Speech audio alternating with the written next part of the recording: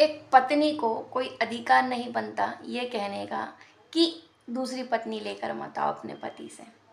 वो कैसे कह सकती है? क्या एक बच्चा ये कह सकता है अपनी माँ से कि दूसरे बच्चे को पैदा मत करो, मेरे भाई बहन किसी को पैदा मत करो, अब किसी की ज़रूरत नहीं है, मैं हूँ तो।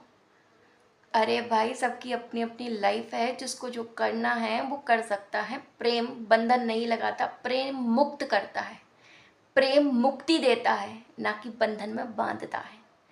अगर किसी को किसी और से प्रेम हो गया है तो कोई कैसे रोक सकता है? अगर रोक रहे हैं तो प्रेम नहीं है, केवल ज़बरदस्ती है। और ज़बरदस्ती से इंसान बाहर निकलना चाहता है। कैद में बंद कर दोगे तो कोई बाहर निकलना चाहता है, कोई कैद होकर रहना नहीं चाहता है। अगर कोई इंसान किसी और से प्रेम करने लगा है तो उसको आज़ाद छोड़ देना चाहिए, बंधनों में नहीं बांधना चाहिए। कुछ लोग अधिकार जमाने लगते हैं अगर किसी से शादी कर लो तो। कृष्ण भगवान की कितनी पत्नियां थी? क्या पहली पत्नी को अधिकार था कि वो ये कह सके रुक्मणी की सत्यभामा को लेकर मत आओ? या क्या ज़रूरत है सत्यभामा की, किसी और से शादी मत होने दो? या कृष्ण भगवान की सत्यभामा होने के बाद, तीसरी पत्नी होने के बाद, क्या और पत्नियां नहीं आई?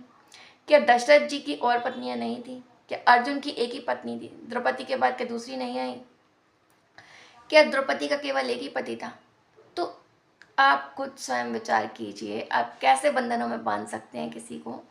केवल एक जन के, किसी किसी की किस्मत में दो लिखी हो तो? केवल कानून बना दिया कि एक जन एक ही पत्नी रख सकता है या एक लड़की एक ही पति रख सकती है तो ये हो जाएगा। लेकिन प्रेम, प्रेम तो होता ही है ना। प्रेम कहाँ पर रुकेगा? कहीं नहीं रुकेगा। प्रेम होगा तो वो वैसे भी मिलने जाएगा, छुप छुप के मिलने जाएगा। अभी बता के जा रहा है, फिर बिना बताया जाएगा। तो किसी पे पाबंदी लगाना सही नहीं है, धोखे में रहना सही नहीं है।